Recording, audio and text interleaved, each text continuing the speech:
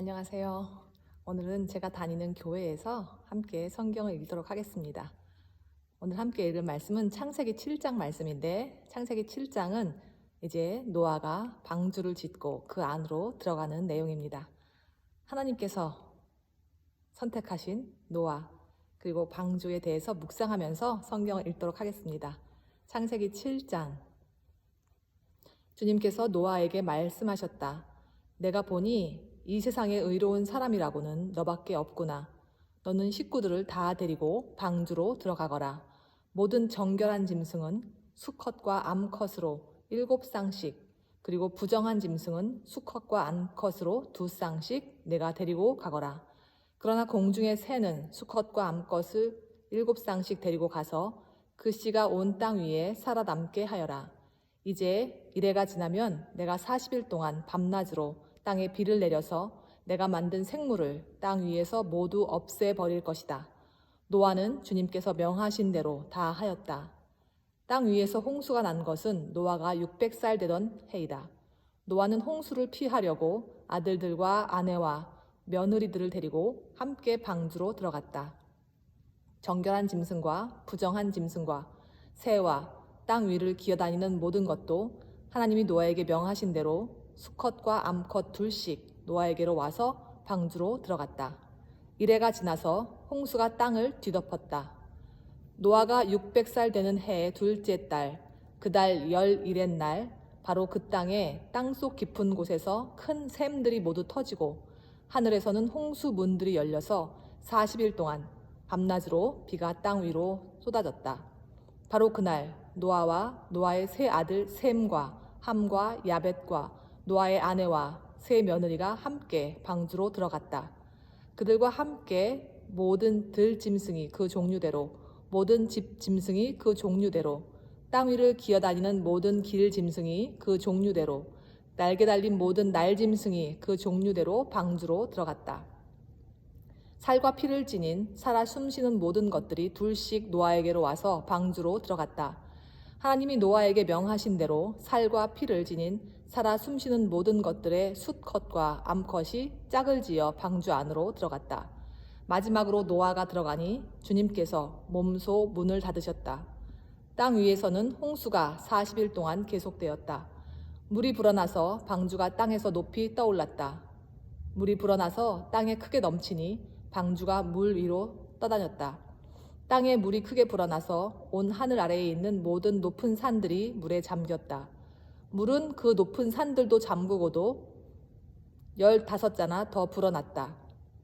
새와 집짐승과 들짐승과 땅에 기어다니는 모든 것과 사람까지 살과 피를 지니고 땅 위에서 움직이는 모든 것들이 다 죽었다. 마른 땅 위에서 코로 숨을 쉬며 사는 것들이 모두 죽었다. 이렇게 주님께서는 땅 위에 사는 모든 생물을 없애버리셨다. 사람을 비롯하여 짐승까지, 길짐승과 공중의 새에 이르기까지 땅 위에서 모두 없애버리셨다. 다만 노아와 방주에 들어간 사람들과 짐승들만이 살아남았다.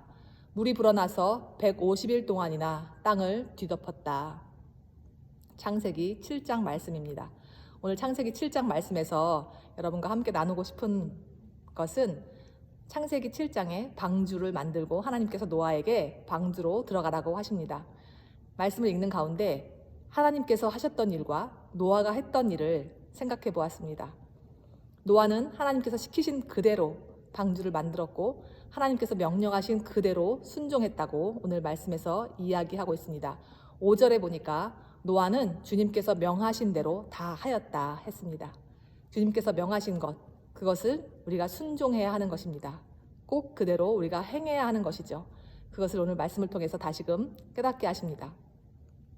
그리고 모든 사람과 더불어, 가족들과 더불어, 짐승들과 더불어 방주에 탔을 때 주님께서 하셨던 일이 있습니다. 16절에 보니까 하나님이 노아에게 명하신 대로 살과 피를 지닌 살아 숨쉬는 모든 것들의 수컷과 암컷이 짝을 지어 방주 안으로 들어갔다. 마지막으로 노아가 들어가니 주님께서 몸소 문을 닫으셨다. 노아가 하나님께서 시키신 대로 다 행하고 마지막으로 방주에 타고 나자 주님께서 몸소 문을 닫으셨습니다. 우리가 해야 하는 일을 다 하고 났을 때 이제 하나님의 때가 됩니다. 하나님께서 일을 하신다는 말씀입니다. 그러므로 우리가 하나님께 순종하고 우리의 사명을 감당했을 때 이제 하나님의 때가 됩니다. 그리고 하나님의 때가 되었을 때 하나님께서 몸소 일하신다는 것을 깨달을 수 있습니다. 우리가 해야 할 일이 있습니다. 그렇지만 우리가 해야 할 일 뒤에는 하나님께서 분명히 하나님의 때에 하나님께서 이루실 일이 있다는 것을 오늘 말씀을 통해서 깨달을 수 있습니다. 우리에게 허락하신 시간, 우리에게 허락하신 환경, 그리고 우리에게 허락하신 그 일들을 우리가 감당할 때, 그리고 그 일들을 우리가 하나님이 시키신 대로 순종했을 때 하나님께서는 몸소 문을 닫으셨던 것처럼 우리에게 몸소 하나님께서 일하시는 그 시간이 됩니다. 오늘 말씀을 보면서 하나님께서 창조하신 이 땅을 멸하시는 그 하나님의 심정이 어땠을까 생각해 봅니다. 우리를 창조하시고 우리를 사랑하신 하나님께서 우리를 구원하시기 위해서 또한 하나님께서 일하십니다. 범죄한 자들을 다 멸망시키는 하나님을 우리에게 말씀을 통해서 깨닫게 하십니다. 하나님을 떠나서는 살 수 없다는 것을 다시 한번 깨닫고 순종해야 한다는 것을 다짐합니다. 하나님께서는 이렇게 무서운 분이십니다. 그렇지만 다 멸하지 않으시고 하나님 마음에 합한 자 노아를 남겨주셨고 방주 안에 그를 넣으시고 문을 닫으셨습니다. 하나님께서는 우리를 이와 같이 구원하십니다. 하나님께 속해 있는 자 우리를 구원하십니다. 노아 어제 6장 말씀에서 읽었는데 그 당시에 하나님 보시기에 의로웠던 사람이라고 했습니다. 오늘 말씀에서도 처음에 1절 말씀에서 주님께서 말씀하시죠. 노아에게 말씀하십니다. 내가 보니 이 세상에 의로운 사람이라고는 너밖에 없구나. 하나님 보실 때 의로운 사람이 되어야 하겠습니다. 사람들이 볼 때 의롭고 겉모습이 좋은 것이 아니라 하나님 보실 때 우리 중심이 하나님 마음에 합하여야 하겠습니다. 하나님 보실 때 의로운 사람이 되기를 주님의 이름으로 축복합니다. 오늘 말씀 속에서 다시 한번 깨닫는 것은 하나님께서는 이 모든 것의 주인이시기 때문에 언제든지 이 모든 것을 심판하시고 이 모든 것을 거두어 가실 수 있습니다. 하나님께 합한 자들을 그러나 구원하십니다. 이 당시에 노아를 살리시고 노아를 방주에 넣어주셨던 것처럼 이제 우리가 예수를 믿는 예수님이라는 그 방주 안에 우리가 믿음으로 들어갔을 때 하나님께서 우리를 지켜주십니다. 그것이 바로 하나님의 마음에 합한 자가 되는 방법입니다. 그러므로 우리가 오늘도 예수 그리스도를 의지하고 예수 그리스도 안에서 거해야 하겠습니다. 오늘 말씀을 통해서 다시금 깨닫게 하십니다. 이 땅을 사랑하셨지만 그러나 언제든지 이 땅을 심판하실 수 있는 그 권한이 하나님께 있다는 것입니다. 그때를 우리가 기다리는데 그냥 기다리는 것이 아니라 그리스도 안에서 믿음을 지키며 살아야 하겠습니다. 오늘도 말씀 가운데 하나님께서 우리에게 깨닫게 하시고 은혜를 주십니다. 저와 여러분 모두 하나님 말씀 안에서 방주 안에 머무는 믿음의 사람들 되어야 하겠습니다. 하나님께서 몸소 방주문을 닫고 우리를 구원해 주실 줄로 믿습니다. 함께 기도하시겠습니다. 하나님 감사합니다. 우리가 하나님 뜻대로 살고자 하나 연약해지는 그 순간에 다시금 말씀으로 회복시키시니 감사합니다. 오늘 말씀처럼 우리를 사랑하시는 하나님을 믿고 의지하게 하옵소서. 우리를 예수 그리스도로 말미암아 구원하신 하나님의 은혜를 감사하고 찬양합니다. 믿음 안에서 승리하게 하옵소서. 우리를 사랑하시는 하나님의 그 사랑을 늘 기억하게 하옵소서. 우리를 구원하실 분 오직 주님밖에 없음을 고백합니다. 주님 오늘도 우리를 구원하시고 구원받은 자의 삶을 살아갈 수 있도록 믿음과 용기를 주옵소서. 감사드리며 예수님의 이름으로 기도드립니다. 아멘. 어제 제가 말씀 나누면서 제 양팔에 피검사한 이야기를 한 바람에 저희 부모님께서 깜짝 놀라셨습니다.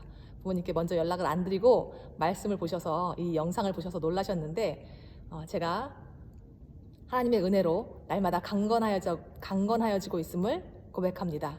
그리고 믿음으로 선포합니다. 날마다 강건하여지고 있습니다. 우리의 육신은 날마다 후패해 간다고 하셨습니다. 그러나 우리의 영은 주님으로 말미암아 날마다 강건하여져 갑니다. 그리고 우리 육신도 주님께서 원하시고 주님께서 회복시키시면 온전하게 하십니다.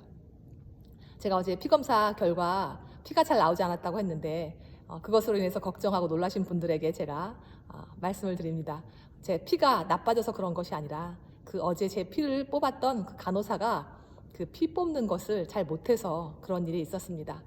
그 상황을 통해서도 하나님께서 하나님을 의지하라고 깨닫게 하셨습니다. 그래서 그것도 또한 감사인 것을 고백합니다. 오늘도 하나님께서 우리와 함께 하시며 동행하시는 줄로 믿습니다. 제가 어제 그 말씀 나누고 나서 부모님이 깜짝 놀라셔서 전화를 하셨습니다. 그것도 저한테 전화를 안 하시고 제 남편에게 전화하셨습니다. 걱정이 되셔서 전화하셨는데 그것이 부모님의 마음입니다. 오늘 말씀을 읽으면서 손수 만드신 이 세상을 멸하셔야만 했던 하나님의 그 마음이 어땠을까 생각해 봅니다. 그래서 우리를 너무 사랑하셔서 우리를 구원하시기 위해서 그냥 버려두지 않으시고 예수 그리스도를 보내셨습니다. 몸소 이 땅에 오셨죠. 그 부모님의 마음을 생각하면서 하나님의 마음을 다시금 돌아봅니다. 자녀를 사랑하는 부모님의 마음, 그 마음이 바로 하나님의 아버지의 마음인 것을 다시금 깨닫습니다. 오늘도 이렇게 말씀 가운데 함께 하신 여러분들 주님의 이름으로 축복합니다. 하나님은 사랑이십니다. 저와 여러분 모두를 사랑하십니다. 그리고 걱정해 주시고 기도해 주시는 우리 부모님들 감사드립니다. 사랑합니다. 오늘도 함께 해주셔서 감사합니다. 주님의 이름으로 여러분 모두를 사랑하고 축복합니다. 감사합니다.